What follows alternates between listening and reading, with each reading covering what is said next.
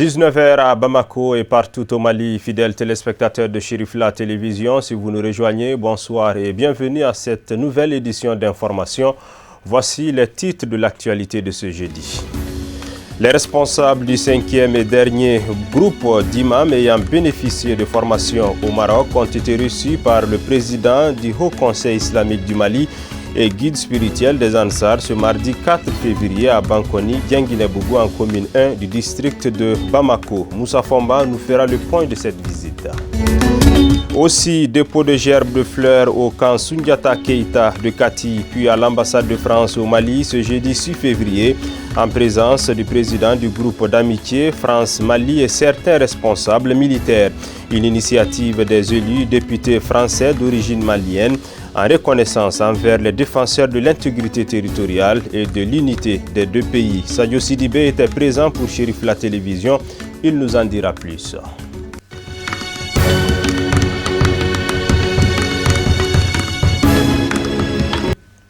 Voici pour le sommaire. Mesdames et messieurs, bonsoir et bienvenue dans cette édition.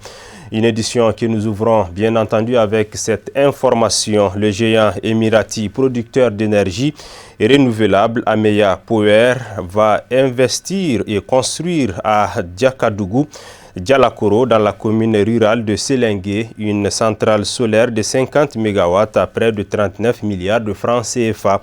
La convention a été signée ce mercredi 5 février 2020 par le président directeur général d'Ameya Power et le ministre de l'Énergie et de l'Eau, Sambou Wagé. L'autre convention signée par les deux parties concerne l'achat par l'EDEM SA de l'électricité qui sera produite par cette centrale solaire. La cérémonie a eu lieu à la primature en présence du Premier ministre et ministre des Finances, Dr Boubou Cissé. C'est un reportage de Amadou Kamara. Cette signature de convention entre le gouvernement de la République du Mali et les Émirats arabes unis s'inscrit dans le cadre des bonnes relations politiques et économiques qui existent entre les deux pays, a précisé le président directeur général de la société émirati. Donc la société Ameya Power va développer un projet solaire, donc d'énergie propre solaire de 50 MW sur la base d'une concession avec le gouvernement malien sur 25 ans. En fait, le projet s'inscrit dans le cadre d'une très bonne relation entre les Émirats arabes unis et le Mali. Donc ce projet ne va pas être seul, donc ça va être le début d'une série de projets et d'investissements dans plusieurs secteurs stratégiques. Et le chairman en fait mettait en exergue aussi le fait que le leadership au Mali est un facteur qui nous a attirés pour venir en tant qu'investisseurs. Donc son Excellence Monsieur le Président et son Excellence Monsieur le Premier ministre sont encourageants et nous ont tout encouragés à venir faire cet investissement aujourd'hui. Le projet est un projet de production d'électricité, donc à partir de sources solaires. Et ce projet-là va injecter de l'électricité sur le réseau malien. Donc c'est un projet qui doit bénéficier à l'intégralité du territoire malien, pas uniquement à Bamako. Donc aujourd'hui, maintenant, nous venons de signer la documentation contractuelle de ce projet. On va démarrer la partie financement de ce projet. On espère boucler ce financement dans les mois qui viennent et la phase de construction devrait démarrer juste après. Une centrale solaire de 50 MW prend à peu près 12 mois pour que les travaux de construction puissent être finalisés. Donc on espère pouvoir contribuer à injecter l'électricité sur le réseau malien en l'espace de 2 à 3 ans maximum. Fruit de l'engagement et de la persévérance des autorités maliennes, notamment le président de la République Ibrahim Boubacar Keïta et le Premier ministre Dr Boubou Cissé, qui souhaitent un investissement massif émirati dans notre pays. À l'endroit des différents acteurs, que ce soit du côté d'Ameya que du côté malien, ministère de l'Énergie, EDM aussi. Mot de remerciement et surtout de félicitations pour le travail qui a été fait et qui nous a amené à la signature cet après-midi de cette importante convention et contrat d'achat d'énergie. Nous sommes dans une logique au niveau national d'amélioration du mix énergétique dans notre pays et les signatures auxquelles nous venons de procéder cet après-midi vont contribuer à cet objectif que le gouvernement du Mali s'est fixé, aller vers une énergie qui est moins chère déjà et puis surtout vers une énergie qui est propre. La réalisation de la future centrale électrique améliorera le mix énergétique au niveau national, a déclaré le chef du gouvernement, en ce sens que les accords signés vont contribuer à l'atteinte de cet objectif fixé par le gouvernement et qui vise la production d'énergie moins chère et propre. C'est là pour le bonheur des Maliens et des Maliennes sur l'ensemble du territoire national. C'était l'objectif du président de la République, c'est la mission qui a été confiée au ministre de l'Énergie et puis aussi à EDM. Et je suis heureux de voir aujourd'hui que ces objectifs sont en phase d'être atteints. C'est un événement important aussi pour nous parce que ça renforce la coopération entre le Mali et puis les Émirats arabes unis.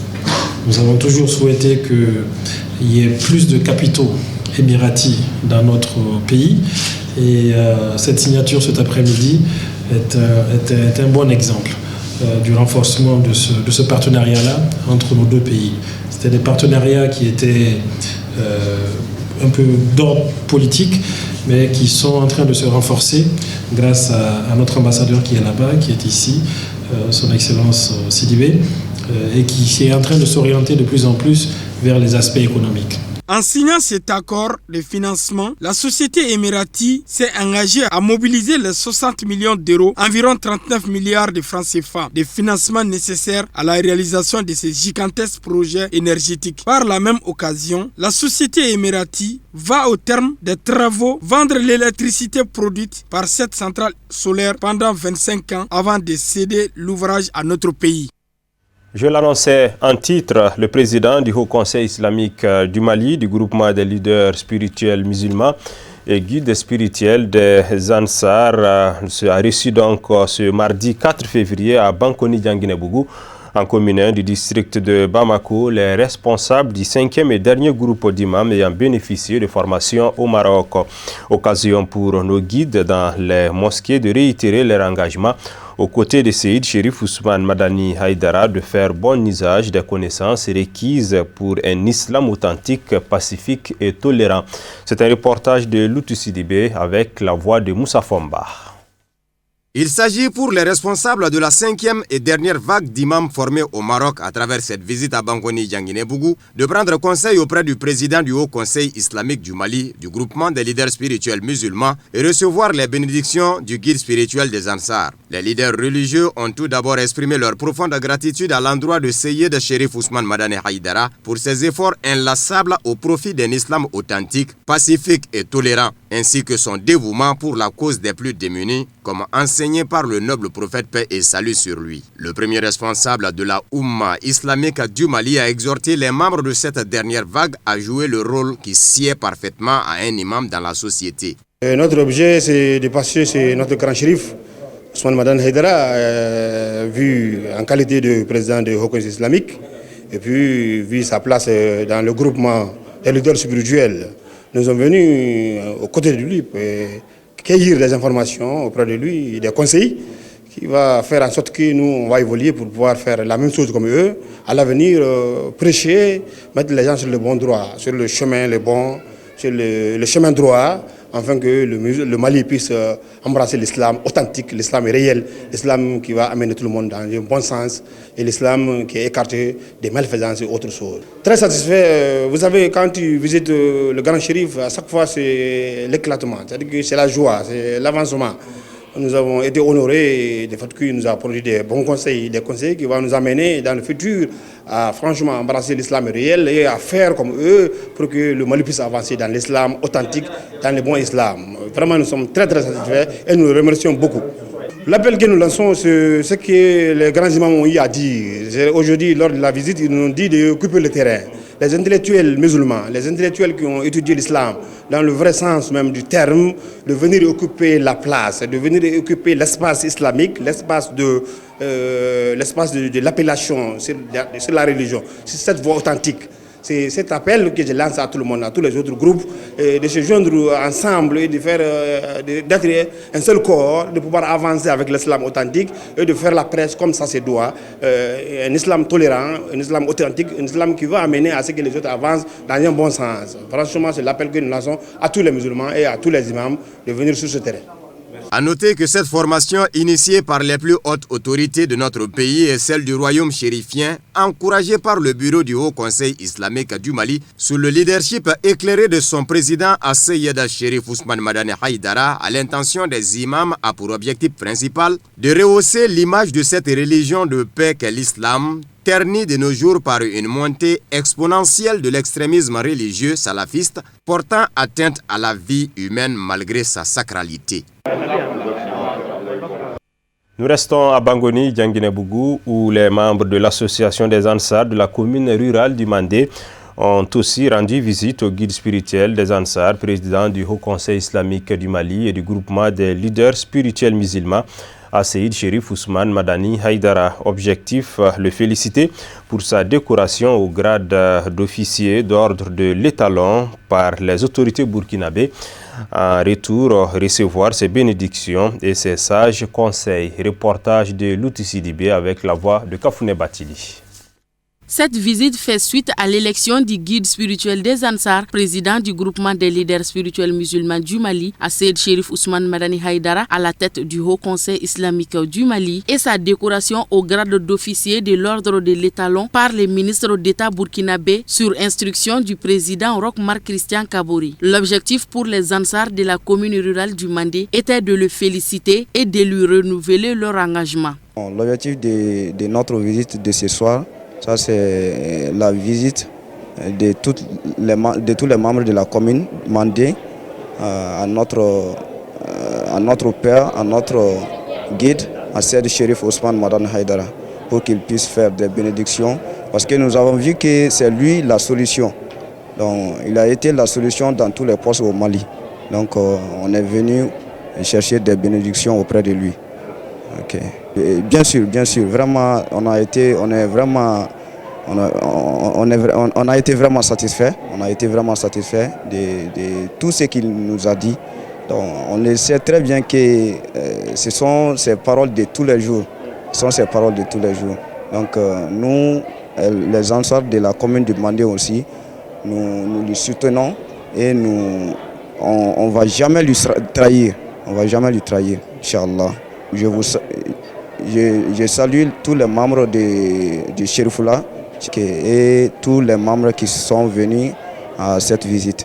Je vous remercie. Et tous les comités Ansardine dans le monde entier. Je leur salue tout le monde. Le guide spirituel des Ansars, président du Haut Conseil islamique du Mali et du groupement des leaders spirituels musulmans du Mali, s'est réjoui de cette visite. Après les échanges fructueux, la cérémonie a pris fin par des bénédictions.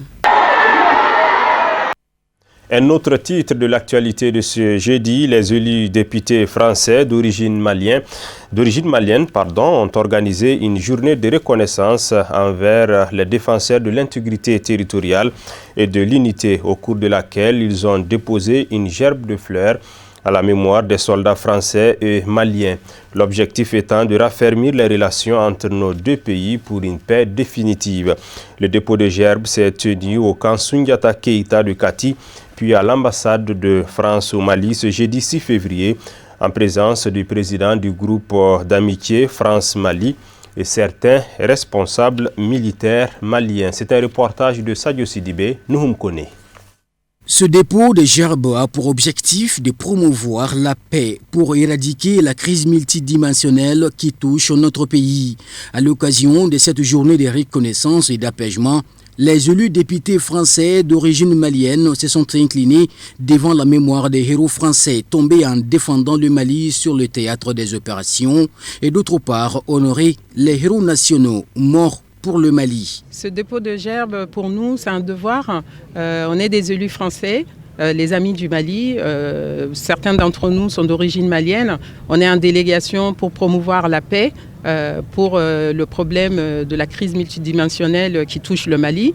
On a été dans notre ambassade, l'ambassade de France, nous incliner devant les morts de nos héros qui sont venus défendre la liberté au Mali.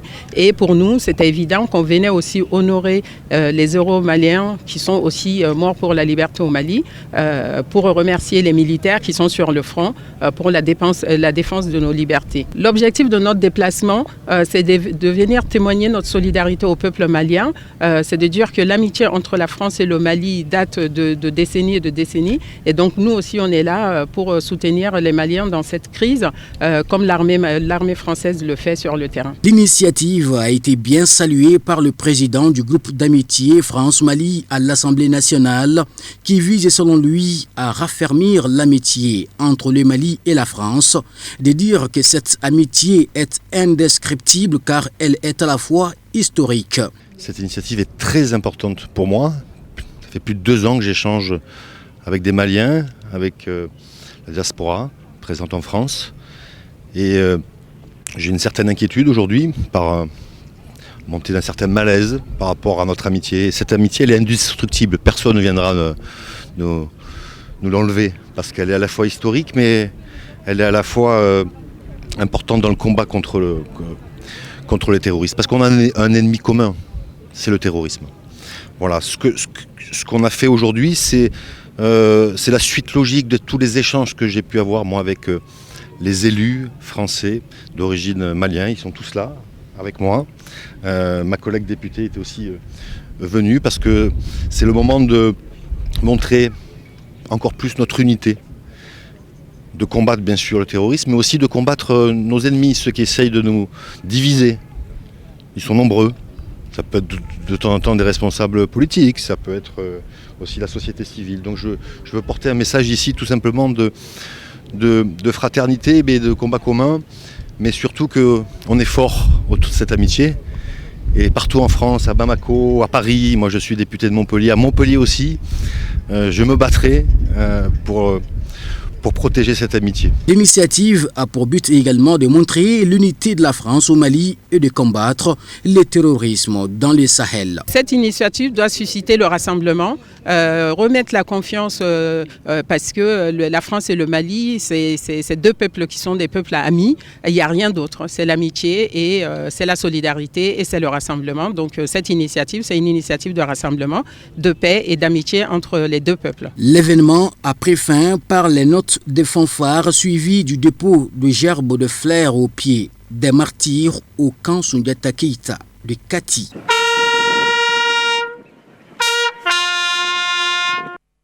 Notre dossier de ce jeudi s'intéresse à la cour d'assises, qui est une juridiction compétente pour juger les personnes accusées d'avoir commis un crime. Les crimes sont le répertoire d'infractions les plus graves: assassinat, meurtre, empoisonnement, enlèvement, viol, vol à main armée. Elle est aussi compétente pour juger les infractions connexes à un crime qui serait l'infraction principale. Elle est la seule juridiction compétente à prononcer la peine de mort au Mali. Pour plus de détails, suivons les explications de M. Diakariya Issa Goïta, substitut général près la Cour d'appel de Bamako, propos recueillis par Bassina Suntura et Ibrahim Koulibaly. La Cour d'assises, c'est une juridiction qui est compétente pour juger les personnes accusées d'avoir commis des crimes. C'est-à-dire les crimes, ça peut être des vols qualifiés, des meurtres, des assassinats, des viols, etc. C'est ça les crimes. C'est-à-dire les faits qui sont punis par la loi d'une peine qui va de 5 ans à 20 ans, ou bien une peine à perpétuité, ou bien la peine de mort. Ça, c'est ce qu'on appelle les crimes. Donc, seule la cour d'assises est compétente pour juger ces cas-là. Ordinairement, la cour est composée de 3 magistrats professionnels et de 4 assesseurs. Mais il y a des infractions telles que le terrorisme où la cour d'assises est composée de 5 magistrats professionnels sans assesseurs. Il y a aussi les cas des mineurs.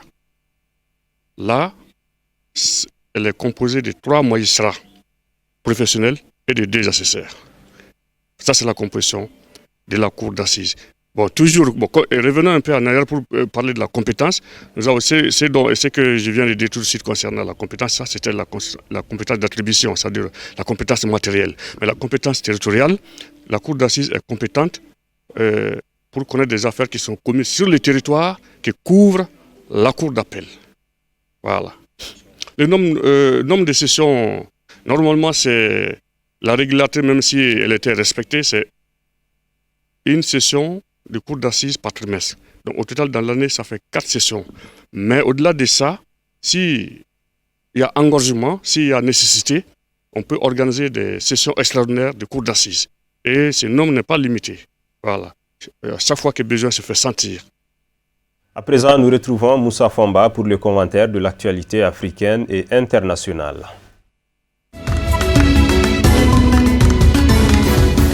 L'épouse du premier ministre du Lesotho, accusée du meurtre de la précédente épouse du chef du gouvernement, a été libérée sous caution mercredi. Mais Aïssia Tabane, sous le coup d'un mandat d'arrêt, s'était présentée aux autorités mardi à la suite d'un accord entre son avocat et la police et a passé la nuit de mardi à mercredi en garde à vue. En juin 2017, Lipolelo Tabane, 58 ans, avait été tué par balle dans la capitale Maseru, 2 jours avant l'investiture de son époux Thomas Tabane à la tête du gouvernement. Le couple était en instance de divorce. De nouveaux éléments sont apparus début janvier dans l'affaire avec la publication d'une lettre du chef de la police du Lesotho faisant état d'un appel téléphonique localisé sur le lieu du crime et passé depuis le téléphone portable de Mme Tabane. Sous la pression de l'opposition et de son propre parti, le Congrès de tous les Lesotho, le Premier ministre a annoncé qu'il allait démissionner à une date non précisée. À La Haye, aux Pays-Bas, une audience déterminante a lieu ce 6 février à la Cour pénale internationale CPI pour l'ancien président ivoirien Laurent Gbagbo et son ancien ministre de la Jeunesse Charles Blé Goudé. De nombreux cadres du Front populaire ivoirien ont fait le déplacement, ainsi que plusieurs personnalités politiques. Parmi elles, on trouve Henri Dakouri Tablé, l'ancien gouverneur de la BCEAO, ou encore Bernard Oudin, le conseiller diplomatique de Laurent Gbagbo. Mais aussi Pascal Affi-N'Guessan, l'ancien premier ministre de Laurent Gbagbo, qui tente ces dernières semaines de se rapprocher des partisans de l'ancien président. Les avocats ont pris la parole en premier. Ils ont demandé à ce que leurs clients retrouvent l'intégralité de ses droits. Ils s'appuient notamment sur la Convention européenne des droits de l'homme pour rappeler que la liberté d'une personne acquittée ne doit souffrir d'aucune restriction. La campagne officielle de l'élection présidentielle togolaise débute ce jeudi pour 2 semaines. Au pouvoir depuis 2005, Faure Gnassingbé est candidat à un 4e mandat. Pour ce scrutin désormais à 2 tours et ouvert à la diaspora, 6 candidats font face au président sortant. Sont notamment en lice Jean-Pierre Fabre, le leader de l'ANC, et Agbeyome Kodjo, l'ancien premier ministre de Gnassingbé et Adema. Jean-Pierre Fabre, arrivé 2e lors des 2 dernières présidentielles, entend mener une intense campagne de terrain. L'un de ces candidats peut-il espérer faire chuter l'inamovible Faure Gnassingbé? Le pari s'annonce d'autant plus compliqué que l'opposition se présente divisée. Sans compter que certaines figures appellent également au boycott du scrutin comme Tikpi Achadam, le leader du PNP. Le défi pour les candidats en lice sera donc de parvenir à mobiliser un électorat potentiellement tenté par l'abstention. D'une élection à une autre, notamment celle du Burkina Faso, dont la date a été annoncée ce mercredi 5 février, après l'hebdomadaire conseil par le ministre de l'administration territoriale. Cette décision permet à la Commission électorale nationale indépendante CENI de travailler pour la confection des listes électorales, estime le ministre Siméon Sawadogo. Dès lundi, la CENI lancera l'opération de révision de la liste électorale, mais reste à trancher le cas des personnes déplacées suite aux attaques terroristes. Du côté du gouvernement, la volonté est de faire voter les déplacés dans leur ville ou village d'origine. Et l'équipe du Premier ministre Christophe Dabiré a encore 6 mois pour le faire. Un opposant estime qu'il est difficile d'avoir de bonnes élections dans un contexte d'attaque terroriste, mais la balle est dans le camp du gouvernement, conclut-il.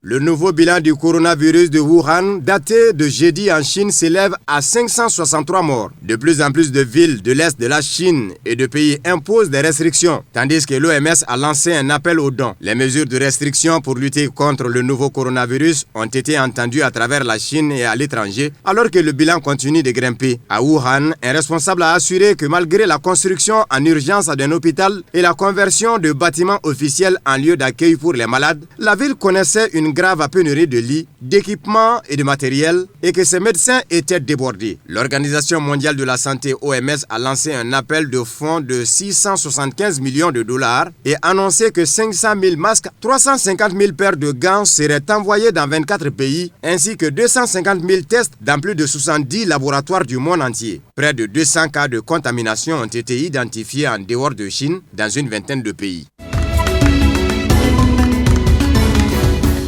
L'acquittement au Sénat mercredi permet à Donald Trump de se présenter blanchi face à ses futurs électeurs au moment où des démocrates sont affaiblis. Le président américain ne pourra toutefois pas se vanter du soutien total de son camp puisque le sénateur Mitt Romney a fait défection. Mardi, il a vanté son bilan économique lors de son discours sur l'état de l'Union. Seul sénateur républicain à faire défection, Mitt Romney a voté coupable du chef d'accusation d'abus de pouvoir, ce qui empêche Donald Trump de se dire à 100% soutenu par son camp. Ému parfois au point de ne plus pouvoir parler, l'élu ayant fait défection a expliqué avoir pris une décision basée sur la conviction inébranlable que son serment prêté devant Dieu l'exigeait. L'ex-candidat à la présidentielle qui n'a jamais caché son mépris pour Donald Trump, c'est ce qu'il attend désormais.